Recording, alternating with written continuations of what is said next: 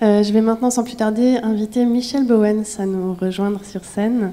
Michel vient de très loin parce qu'il habite à Chiang Mai, donc il a fait le voyage exprès pour venir aujourd'hui au Forum de l'économie collaborative. Et il est le fondateur de la Peer-to-Peer Foundation. Et voilà, vous pouvez l'applaudir.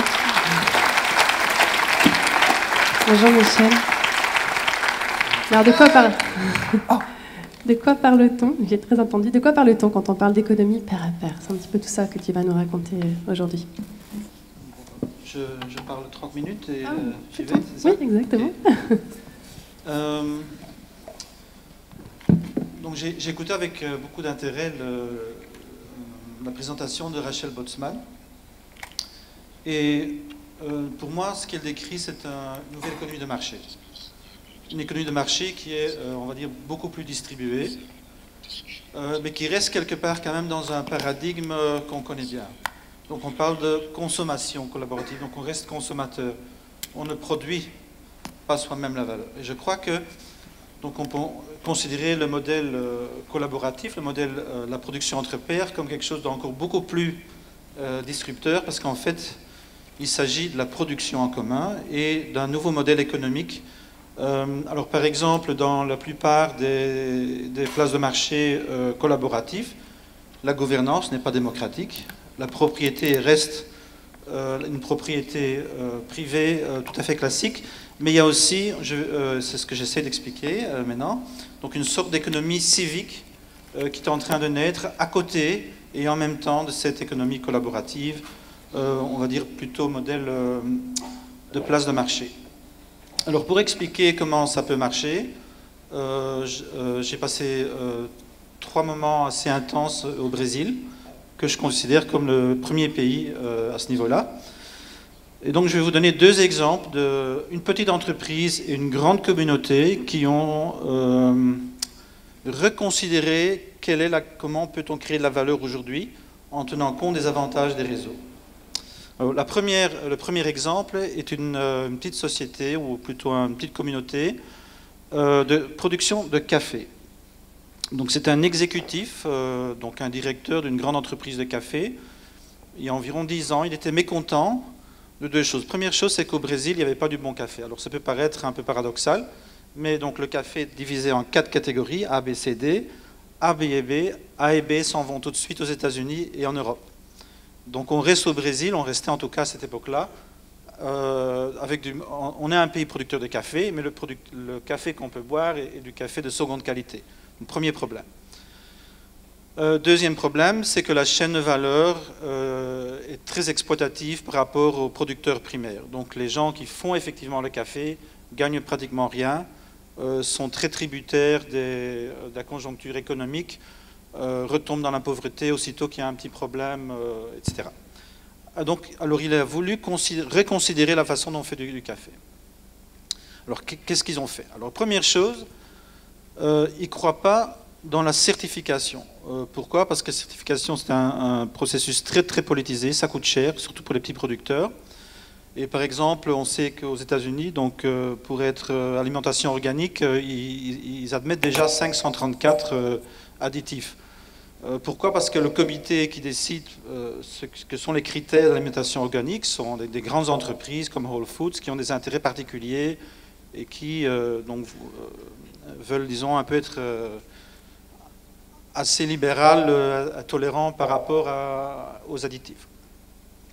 Alors qu'est-ce qu'ils font? Donc c'est une logistique ouverte. C'est-à-dire que dans Curto Café, c'est le nom de l'entreprise, on voit d'où vient le café. Quelles sont les personnes qui produisent le café? Quels sont leurs noms, même leur âge, quel genre de café ils produisent, etc. Comptabilité ouverte. Donc, combien gagne-t-il? Combien on paye pour le café? C'est aussi visible en transparence. Troisième aspect, distribution de la brûlerie. En apprenant aux producteurs directs de faire eux-mêmes, de brûler leur café, ils triplent leurs revenus. Quatrième aspect, ça je veux dire en anglais, vous allez peut-être m'aider à le traduire, crowdfunded retail expansion. Donc c'est-à-dire que pour passer à une échelle plus grande, Curto Café demande à ses sympathisants de préfinancer les loyers de leur magasin, de leur café dans les shopping malls à Rio de Janeiro. Donc 2 ans de loyer, ça va coûter autant. Ils font une campagne de financement et les consommateurs de ce café, enfin les investisseurs, le public qui investit, est repayé en café. Donc c'est un peu le modèle, je crois, des AMAP et aussi, par exemple, en Allemagne, le modèle des coopératives d'énergie renouvelable où le public préfinance l'investissement dans l'infrastructure et le retour, c'est le produit lui-même. Qu'est-ce qu'ils ont encore fait? Oui, ils ont hacké les petites capsules. Donc c'est-à-dire qu'on peut renouveler soi-même son café. Bon, je crois que j'ai un peu passé en revue. Oui, alors j'avais une frustration quand même, donc je lui demandais, oui, mais quel est votre business model? Et je sentais qu'il était assez irrité par cette question. Il dit, Michel, ce n'est pas la bonne question. Nous, ce qu'on veut faire, c'est faire du bon café sans exploiter les producteurs primaires et en vivre d'une façon éthique. Donc c'est ça qui est intéressant. Donc c'est beaucoup plus simplement une autre vision, on va dire, d'une place de marché. C'est vraiment une autre philosophie de produire de la valeur. Et au centre de ce nouveau modèle, c'est une communauté qui, ensemble, produit de la valeur et qui met la valeur sur la place publique. Donc il n'y a pas, dans le système de Curto Café, ça j'ai oublié de dire, donc les goûts sont mis en licence ouverte. Donc les blends, comme on dit en anglais, sont aussi en licence ouverte, comme dans le logiciel libre. Donc chacun peut refaire le même café s'il en a envie et apprendre de leur expérience. Alors, c'est une petite communauté, quelques centaines de personnes, mais le deuxième exemple est beaucoup plus important, et c'est un peu la même philosophie. Donc, c'est-à-dire, il y a environ 7 ans, et c'est important parce que ça montre un peu la vitesse à laquelle ce mouvement est en croissance. Donc, ça s'appelle Fora do Eixo, ça veut dire en portugais « en dehors de l'axe ». Donc au Brésil, vous avez Rio de Janeiro, São Paulo. L'axe, en dehors, vous êtes plus ou moins en province et discriminé par rapport aux investissements. Donc dans un état du nord-est, Pernambuco, une petite maison culturelle avec des jeunes voulait aider les musiciens à vivre de leur musique. Alors comment ils ont fait? Ils ont décidé de mutualiser les moyens de production des musiciens, c'est-à-dire les studios, et organiser les festivals. Alors, 7 ans après, aujourd'hui, ils ont vendu 8 millions de tickets. Ils soutiennent 30 000 musiciens. Alors les musiciens ont une carte de crédit qui s'appelle CuboCard avec 4 monnaies alternatives. Donc c'est-à-dire qu'entre eux, dans le réseau, c'est un réseau de réciprocité, ce n'est pas un marché. Ce sont en fait des techniques pour réguler les échanges à l'intérieur de ce réseau de 30 000 musiciens. Le travail est fait par 200 collectifs de jeunes, donc Casa Fora do Eixo, qui vivent de ce service aux musiciens. Donc c'est un mouvement que j'appelle un mouvement protocolaire. C'est un peu comme Occupy, 15M, Anonymous, c'est-à-dire ce qui crée l'identité de ces mouvements sociaux, c'est l'adhésion à des principes de base. Dans le cas de Fora do Eixo, il y a la banque, donc connaître le fonctionnement du système financier, l'université libre ouverte, qui fonctionne de façon permanente, les médias libres, donc ils font du journalisme civique dans les favelas, et c'est aussi un parti politique, un parti de la décroissance. Donc leur but, en fait, de tout ça, c'est créer une vie riche avec, je vais le dire en anglais, with a light touch on the earth, donc avec une touche légère sur la terre. Et donc, ça montre bien que là, il y a un réseau, donc ça s'appelle, je vais le dire en anglais, Solidarity Network for Cultural Production. Alors, ce que je voudrais dire, c'est que c'est aussi très lié à une politique publique. Donc, ce n'est pas seulement une émergence totalement spontanée et civique, c'est aussi lié à la politique des gouvernements du Brésil.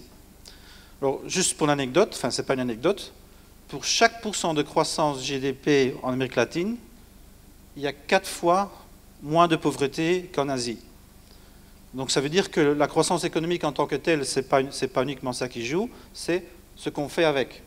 Et donc là, la politique devient importante, les choix qui ont été faits par les gouvernements en Amérique latine est très importante. Première chose, c'est qu'il y a 5 ou 10 ans, donc sous le premier gouvernement Lula, Gilberto Gil, qui était le ministre de la Culture, avait créé 5000 points de ponto de cultura. C'est-à-dire c'est une sorte de cybercafé, mais productif, où les jeunes dans les favelas et les jeunes ruraux pouvaient appeler à créer de la valeur, à se familiariser avec la production digitale et avec des cours d'entrepreneuriat, etc. Donc on a créé, si vous voulez, un vivier, une sorte de possibilité justement pour qu'il y ait une culture. Alors au Séoul, c'est pareil. Séoul aujourd'hui est très avancé, mais il y a eu toute une politique gouvernementale qui a été vraiment très poussée pour créer une culture numérique. Deuxième chose, au Brésil, il y a une loi sur les monnaies alternatives. Donc les monnaies alternatives au Brésil sont soutenues par la Banque centrale. Donc si vous trouvez dans les favelas, il y en a énormément autour du Rio, j'en ai visité une douzaine, ils ont leur monnaie locale, elle est soutenue par la municipalité et même au niveau national. Troisième chose, ils ont une loi d'encadrement de l'économie solidaire. Donc pour vous dire que tout ce qui est fait par ces mouvements sociaux, par ces nouvelles communautés productives, est d'un côté civique et spontané, mais aussi est basé, si vous voulez, sur une politique publique. Et à mon avis, c'est justement la convergence des deux qui permet cette croissance. Alors, quelques exemples. Un exemple beaucoup, c'est San Francisco. Donc, il y a un magazine qui s'appelle Shareable à San Francisco, qui ont fait une étude de 20 domaines de politique publique qu'il faudrait changer pour faire émerger une économie collaborative, qui est soutenu par un groupe de travail à l'intérieur de la municipalité. Et peut-être que Rachel connaît ça mieux que moi. Le premier projet, c'est un projet de disaster management. C'est-à-dire, donc il y a maintenant un grand projet pour utiliser les réseaux sociaux et les communautés en cas de tremblement de terre. Donc ça, c'est le premier résultat de cette collaboration. Un autre grand exemple, c'est Naples. Naples qui a un commissaire du commun. C'est nouveau, je ne crois pas que ça existe ailleurs. Et donc l'eau municipale est devenue une eau commune, donc Acqua Beni Comuni, l'eau comme bien commun. Donc ce qui est très intéressant en Italie, c'est qu'il y a eu le mouvement contre la privatisation de l'eau qui a gagné le référendum à un niveau vraiment impressionnant. Donc aujourd'hui, il y a vraiment une nouvelle pensée politique. Par exemple, on ne parle pas de public-private partnership, on parle de public commons partnership. On parle de communication of public services, donc la communication des services publics, la mise en commun des services publics. Donc c'est-à-dire ce sont des partenariats non pas entre l'État et des propriétaires privés, mais entre l'État et les usagers des services publics. Ça c'est très important. Et je crois qu'il y a justement, il faut repenser beaucoup certaines philosophies politiques. Alors, un petit mot sur le fonctionnement économique de ce que j'appelle l'économie open source ou l'économie du bien commun. Donc, il y a une étude aux États-Unis qui s'appelle The Fair Use Economy, qui est parue 2 fois, qui a calculé donc, le poids économique. Alors là, je ne parle pas d'économie collaborative, je parle de l'économie qui est basée sur des pools de biens communs, immatériels. Donc, c'est-à-dire du contenu, de la connaissance, des logiciels, la cartographie qui est accessible à tout le monde et qui fonctionne avec des licences ouvertes et toutes les machines et tout ce qu'on a besoin pour faire fonctionner. C'est 1/6 du produit national brut américain. Alors ça c'est très important parce que ça c'est une grande différence avec l'Europe. Donc ici je suppose qu'en France vous avez l'Institut qui produit la cartographie, qui estime que puisque c'est l'État qui investit, il faut regagner l'argent, et donc c'est des licences privées très chères. Donc je crois qu'en France, il faut au moins 100 000 € pour acheter les droits d'utiliser les cartes publiques, dans un détail nécessaire pour faire des applications mobiles. Ce qui exclut évidemment plein de petits entrepreneurs, de petits groupes qui n'ont pas les moyens. Aux États-Unis, c'est un paradoxe, le pays le plus capitaliste au monde, ils ont ouvert l'information publique. Donc aux États-Unis, il y a une énorme industrie de géolocalisation. Pourquoi? Parce que chacun peut avoir accès dans tous les détails nécessaires pour créer des applications géographiques. Donc ça, c'est un peu un paradoxe, où un pays qui croit dans le marché a mis en commun le contenu, tandis que des pays à tradition, on va dire, beaucoup plus de gauche et social-démocratique, privatisent ou étatisent, gardent ces contenus sous verrou. Et donc je crois par exemple que ça c'est quand même une chose très importante, c'est qu'on voit qu'en ouvrant l'accès aux connaissances, en créant des biens communs immatériels, on peut générer des activités économiques et sociales et civiques très intéressantes. Alors, comment est-ce que ça fonctionne? Comment est-ce que cette économie fonctionne? Et ça, c'est très intéressant parce que c'est vraiment une nouvelle logique qui va, selon moi, au-delà du modèle de la consommation collaborative. Donc, au centre, vous avez aujourd'hui la production de la valeur dans une communauté en tant que bien commun. C'est-à-dire que la connaissance, le logiciel, le design est mis en commun. Donc il y a un abandon volontaire de la privatisation de la connaissance, qui est très, très important. Autour de ça, donc vous avez le bien immatériel qui est dépendant et donc qui est en dehors du marché. Ça, il faut bien comprendre, quand un bien immatériel est accessible en ligne librement, on est en dehors du marché. On est dans l'allocation individuelle d'efforts et d'usages civiques, en fait. Mais autour du bien commun, une économie va se construire. Donc vous avez aujourd'hui, par exemple, l'économie du logiciel libre, qui est une grande partie de ce 6e du BNP, où vous avez donc les coalitions entrepreneuriales qui créent de la valeur sur et au-delà du commun. C'est-à-dire ils vont créer une plus-value marchande sur base du bien commun, sans détruire le bien commun. Ça, c'est intéressant, c'est un nouveau modèle, parce qu'historiquement, le capitalisme, en fait, a plutôt tendance à détruire les biens communs. Or, ici, nous avons un modèle où vous avez une sorte d'alliance entre des fortes communautés, donc les contributeurs, les développeurs de logiciels libres, avec des grandes coalitions entrepreneuriales. Donc ça, c'est le deuxième aspect de cette nouvelle économie. Le troisième aspect de cette économie sont des nouvelles institutions civiques et démocratiques. Pratiquement chaque économie de logiciels libres est gérée. Alors, il faut que j'explique ce que ça veut dire gérer. Donc, le travail n'est pas commandité. D'accord? On est dans une économie contributive où chacun peut contribuer au pool commun. Mais la capacité de collaborer requiert une infrastructure. Par exemple, le Wikipédia ne peut pas exister sans le fundraising de la Wikimedia Foundation, qui fait en sorte qu'on peut payer les serveurs. Si on ne peut pas payer les serveurs, on ne peut pas maintenir le service. Pratiquement chaque industrie, on va dire, ou activité autour du logiciel libre est gérée par une nouvelle type d'institution que j'appelle en anglais les For Benefit Institutions. Donc ce ne sont pas des ONG qui voient un problème, cherchent une solution et vont alloquer les ressources pour solutionner un problème et vont donc diriger, si vous voulez, le travail.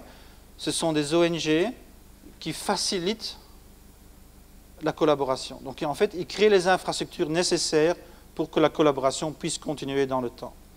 Et je crois que c'est... Alors vous avez donc trois niveaux. Vous avez le premier niveau qui est la communauté, qui est souvent autogérée. C'est un peu plus compliqué, mais on n'a pas le temps aujourd'hui d'aller dans les détails. Donc qui est basé sur l'allocation de connaissances et de temps et de travail librement consentis dans un pool commun, et qui en fait n'est pas vraiment démocratique, puisque c'est l'individu qui choisit ce qu'il va faire. Donc il y a très peu de décisions collectives. C'est vraiment un système qui est basé sur la liberté individuelle, on va dire. Le marché, qui est géré selon les règles classiques d'une entreprise, mais avec quand même un petit bémol. C'est-à-dire, par exemple, quand IBM a décidé d'investir dans Linux, ils ont dû abandonner leur propre système hiérarchique parce qu'ils sont trop lents. Alors, je donne un exemple qui est sûrement connu ici, c'est Wikispeed, donc la voiture en design libre. Chaque semaine, ils produisent une nouvelle voiture. Peugeot a besoin de 5 ans pour produire une nouvelle voiture. Donc, entre le temps qu'il faut entre un nouveau concept qui soit effectivement bâti dans la voiture, ça prend 5 ans. Wikispeed fait un nouveau design de voiture toutes les semaines. Donc chaque semaine, donc ils ont un système qui est assez intéressant et qui montre aussi un peu, on va dire, comment on peut reconceptualiser la production. Donc c'est une communauté internationale dans 80 pays, je crois, donc avec un design distribué. Donc chaque ingénieur peut améliorer une partie de la voiture. Chaque innovation est testée immédiatement, donc dans le monde physique. Donc quand on change quoi que ce soit au design de la voiture, le crash testing se fait immédiatement. Donc le design est totalement distributif et peut se faire par chacun à chaque partie de la voiture. Ce qui est intéressant aussi, c'est qu'ils ont appliqué les modalités de la production de logiciels libres, donc très rapide, itératif, au niveau du design. C'est pour ça qu'ils savent faire chaque semaine une voiture qui est différente de l'autre. Mais aussi la production a été repensée. Donc ce n'est pas une production de masse, donc dans des grandes entreprises où il faut énormément de capital, énormément d'ouvriers pour produire des voitures. Donc c'est un modèle qui est distribué. Donc tout comme les brûleries ont été distribuées au niveau du Curto Café, dans le cas de Wikispeed, l'idée c'est de pouvoir fabriquer des voitures sur demande dans un réseau mondial de micro-entreprises. Alors j'aimerais bien quand même donner quelques exemples de la rapidité avec laquelle ce monde est en train d'évoluer. Il y a 4 ans, j'étais à Vienne. Il y avait un hackerspace. J'y étais il y a un mois. Il y en a 15. Mais il y a aussi un réseau qui s'appelle Othello en Autriche avec une trentaine de hackerspaces ruraux. Un hackerspace, c'est un endroit où on mutualise le matériel de production physique, donc on va dire des bidouilleurs, mais c'est peut-être pas le bon mot. Donc des gens qui aiment fabriquer, mais aussi changer les machines. Donc si vous voulez, la même évolution qu'on a eue avec les ordinateurs, donc c'est-à-dire que chacun puisse avoir accès à un ordinateur et donc produire intellectuellement, c'est fait aujourd'hui au niveau physique, avec les machines d'imprimantes 3D, qui sont en train d'être de plus en plus sophistiquées et de plus en plus spécialisées. Donc par exemple, dans les hackerspaces, on a une série de machines 3D, d'imprimantes 3D, qui peuvent fabriquer des produits physiques. Et donc, par exemple, les réseaux hackerspace sont en pleine explosion. Alors, deuxième exemple, c'est les coworking. Il y a 7 ans, à Barcelone, il y avait un centre de coworking. Aujourd'hui, il y en a 50. Alors, à Madrid, c'est un peu plus compliqué parce qu'il y a la crise économique. Il y a 30 espaces occupés rien que dans la ville de Madrid. Donc, on voit que cette nouvelle économie est en accélération. Et donc, ce n'est pas exactement la même économie que celle dont parle Rachel, parce qu'il s'agit ici d'une économie qui est beaucoup plus civique, qui a un modèle différent, donc de mise en commun de la propriété intellectuelle, et qui est gérée d'une façon beaucoup plus communautaire. Donc, il y a le ownership et le governance qui sont assez différents. Alors, je crois qu'ils vont coexister, mais en même temps, c'est intéressant de savoir qu'il y a des choix qu'on peut faire. Alors, quel est le problème aujourd'hui? Et je vais conclure avec ça. Donc ça, c'est plutôt une intervention, on va dire, d'économie politique. Aujourd'hui, il y a une contradiction. C'est-à-dire, il y a la production en commun de connaissances. Et donc, un système contributif qui s'est installé, qui permet aux gens de contribuer au bien commun. Mais, et ça c'est peut-être une différence avec la consommation collaborative, il est encore relativement difficile d'en vivre d'une façon autonome. C'est-à-dire on est obligé d'aller travailler pour IBM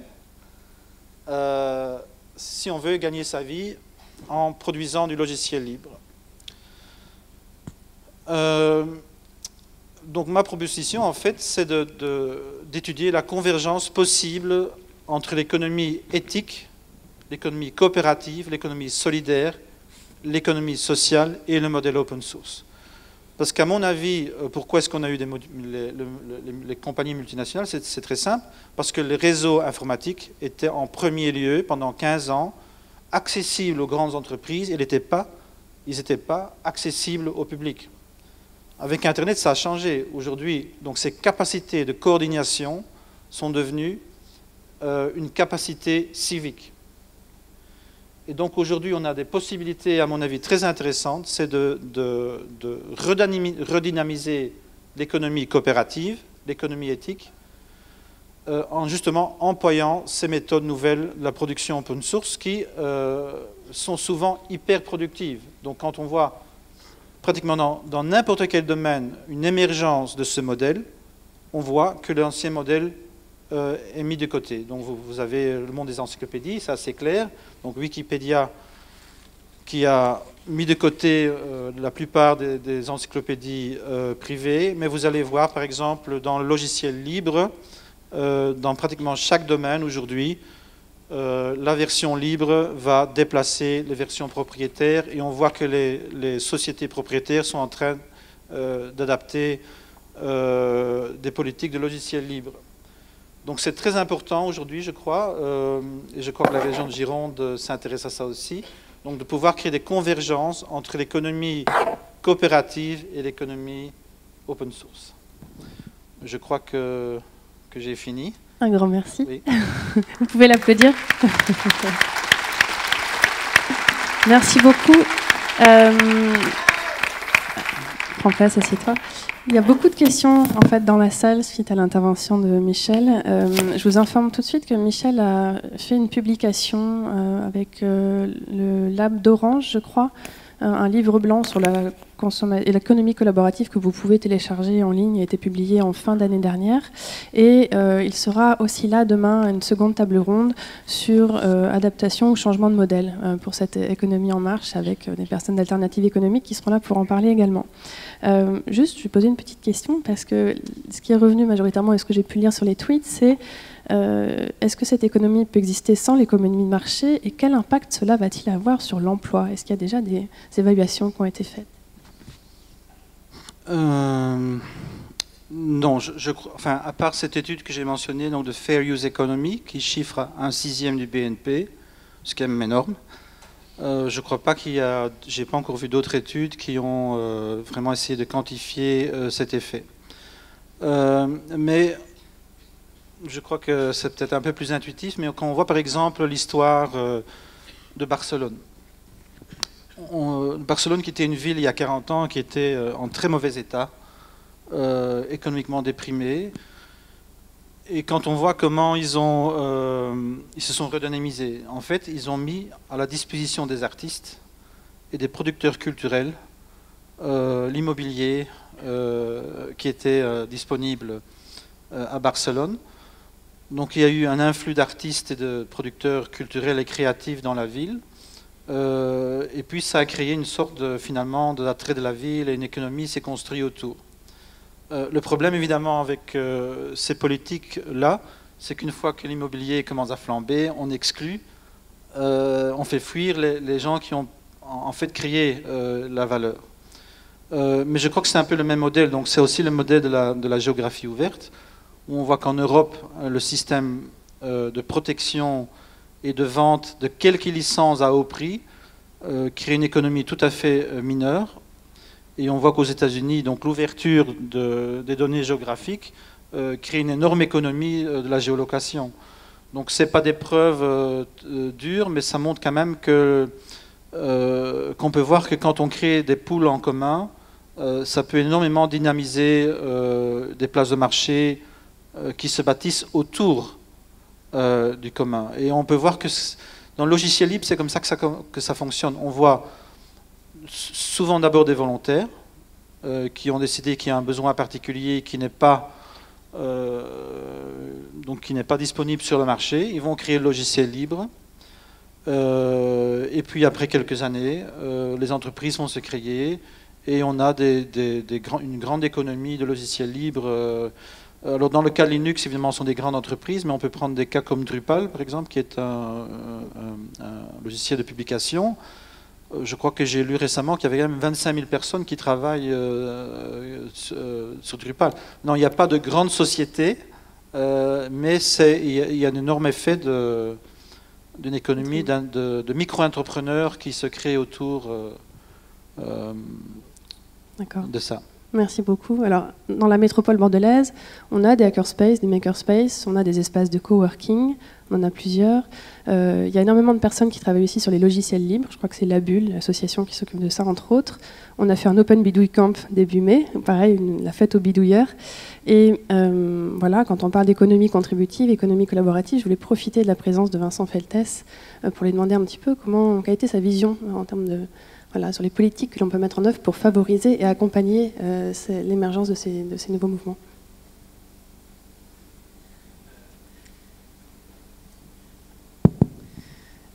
Déjà, je veux dire que j'étais un peu troublé par vos propos, parce que je pense que les choses ne sont pas tout à fait aussi simples que ça, même si je suis sur cette tendance-là. Déjà, l'ouverture des données géolocalisées, ça existe aussi en France, aussi bien par Etalab que par OpenStreetMap et ainsi de suite. En même temps, qu'est-ce qu'on voit au même moment en France? Que la puissance de Google est devenue telle, parce que c'est grosso modo 98% des requêtes, qu'ils ont un monopole sur tout, quoi, et qui fait que plein d'acteurs disparaissent les uns après les autres, surtout que Google a une politique de verticalisation, quoi. Et dans vos deux interventions, ce côté-là n'est pas du tout apparu. On a l'impression que c'est un espace de liberté, auquel moi je crois totalement, mais c'est aussi une espèce d'espace monopolistique qui est en train de se mettre en place, et comment on articule ça. Ça, moi, j'aimerais bien avoir votre point de vue là-dessus. On est en train de réfléchir au niveau du Parlement sur ce qu'on appelle les GAFA, donc Google, Amazon, Facebook, Apple, avec un sujet qui n'est pas totalement neutre. Et moi, je travaille beaucoup sur Google en ce moment. C'est vrai que, par exemple, puisque vous parliez de localisation avant, on savait qu'il y avait les MAPI et ainsi de suite. Tout ça disparaît puisqu'il n'y en a plus qu'un seul, qui est Google Maps, avec un algorithme particulier qui explique que le bon chemin, c'est celui-là et pas un autre. Non, mais je veux dire, et vous avez plein de petites sociétés qui sont en train de disparaître. Et je pense que là, il y a un sujet qui n'est pas un sujet local. Je répondrai ensuite à Anne-Sophie Noval, mais quand même qui est un sujet national, européen, voire mondial, qui fait qu'à un moment, si on ne traite pas ça, je pense qu'il y aura une vraie contradiction entre possibilité de liberté qui s'ouvre à nous et auquel je crois, mais à un moment aussi de monopole. Moi, un monopole ne me pose pas de problème si c'est un monopole public. Si c'est un monopole privé, à un moment, ça va devenir très très compliqué, surtout dans un pays comme la France où on n'a pas de culture anti-monopolistique par rapport aux grands groupes privés. Donc ça, c'est déjà le point qui m'a un peu troublé dans vos deux exposés, qui à la fois sont très enthousiasmants, mais à un moment, moi, comme politique, m'interroge aussi sur où est-ce qu'on bascule. Après, pour répondre à Anne-Sophie Novel, je pense que la posture du politique, mais elle n'est pas facile, c'est une posture de petite révolution intellectuelle. Ça veut dire qu'on accepte, nous, de ne pas forcément impulser les choses, mais on accepte d'être juste des favorisateurs d'émergence d'écosystèmes, quoi. Mais ça, c'est très compliqué parce qu'on n'a pas été formaté pour ça et nos services sont encore moins formatés pour ça. Et je pense que c'est vraiment le sujet. C'est vraiment le sujet du moment, quoi, de dire que comme on est dans un monde qui évolue et tout, quoi, nous, notre job, c'est de permettre l'émergence, la démultiplication, quoi, et d'arrêter sur cette espèce de fantasme de la pyramide descendante, quoi. Un facilitateur, très bien, merci. Voilà, si vous pouvez nous faire une petite réponse aux questions de Vincent Feltès avant de faire monter ensuite Hugues de Jouvenel sur scène. Oui, je trouve que votre intervention, en fait, me renforce dans mon idée qu'il faut justement soutenir les projets plutôt civiques. Par exemple, si on avait soutenu OpenStreetMap, qui est un projet totalement ouvert, de cartographie totalement ouverte, on aurait pu avoir une économie qui n'était pas monopolisée par Google. Donc c'est justement l'absence d'intervention qui fait que tous ces projets sont des petites initiatives et je crois que justement là aussi, ce serait intéressant de l'État de... bon, moi j'ai un problème par exemple avec les public-private partnerships. Donc par exemple j'ai été invité à Barcelone au congrès de l'Union européenne sur le futur de l'économie culturelle. Il y a les politiciens et il y a les entreprises. Il n'y a ni les artistes ni les utilisateurs. Donc ce n'est pas un modèle démocratique. Donc ce que je propose c'est le partenariat public commun comme alternative aux politiques publiques-privées. Alors ça ne veut pas dire que c'est anti-économique, ça veut simplement dire que la valeur civique est protégée et que le marché ne peut pas détruire le commun. Ça c'est la différence. Alors, je finis un petit mot. Il y a vraiment différents modèles dans le peer-to-peer. Il y a par exemple, moi j'appelle Google et Facebook le modèle nétarchique, donc l'hierarchie des réseaux, parce qu'il y a une dynamique peer-to-peer en front-end, mais tout ce qui est invisible est contrôlé, hiérarchisé et propriétaire. Alors il y a un autre modèle, par exemple le modèle Bitcoin, que j'appelle le capitalisme distribué. Mais Bitcoin, par exemple, quand on voit qui détient les Bitcoins, c'est 12 personnes qui ont 90% des Bitcoins. Donc on est dans un faux pair à pair, parce que le pair dans Bitcoin, c'est l'ordinateur. Et quelqu'un qui a 10 000 ordinateurs a 10 000 fois la possibilité de produire cette valeur-là. Le salaire moyen du crowdsourcing aux États-Unis est de 2 $ de l'heure. Donc on est loin en dessous du salaire minimum. Donc je suis d'accord, il ne s'agit pas d'être enthousiaste. Donc je le suis par ailleurs plutôt enthousiaste. Il faut observer ce qui se passe et il faut soutenir les aspects de cette émergence qui favorisent la démocratie, la participation, la collaboration, et il faut faire attention justement de ces dérives monopolistiques. Rachel, do you want to answer Vincent Feltes' question? Sorry, I'm on delay. Yes, I mean, firstly, and I'm not just saying this, it's very refreshing to hear a politician truly understand the concept of distributed power, because I think one of the mistakes I see a lot of governments make, and the UK did this with the big society, is they actually say, okay, we're going to adopt this mindset, but it becomes a very centralized, top-heavy approach to what needs to be a very distributed, bottom-up community model. So I have the same fears around, you know, we really are controlled by three great giants, Google, Amazon, and Facebook, and I think there's two different approaches. Is, do you accept that market dynamics will always take the micro to the macro? And is it governments and business and society's responsibility to kind of keep fueling the micro, realizing that's where the diversity continues to happen? So you always have a portfolio of the micro and accept that the macro is going to happen, or do you actually set a threshold where you say you've reached a level of scale that becomes a danger, not just to privacy and data, but to innovation and individual control, and break those macro monopolies up, which I think is just really what's starting to put Google under pressure and starting to put Facebook under pressure, is this spotlight on have they got too powerful in the world. And I think the mistake we make is that we let them get too powerful before we ask that question. So it becomes really difficult to break these monopolies up, and we almost have to intervene before they get to a state of such big control, because it's at that point that we can really find that balance of scale, which can be incredibly powerful, but also retain the importance of microeconomies. So I would like to see governments intervene is the wrong word, but not get involved when there is a problem or when we get to the size of scale that it's too hard to break up, but to be very aware of the next players on the market and how we stop this over-privatization, this over-commercialization that is really a danger.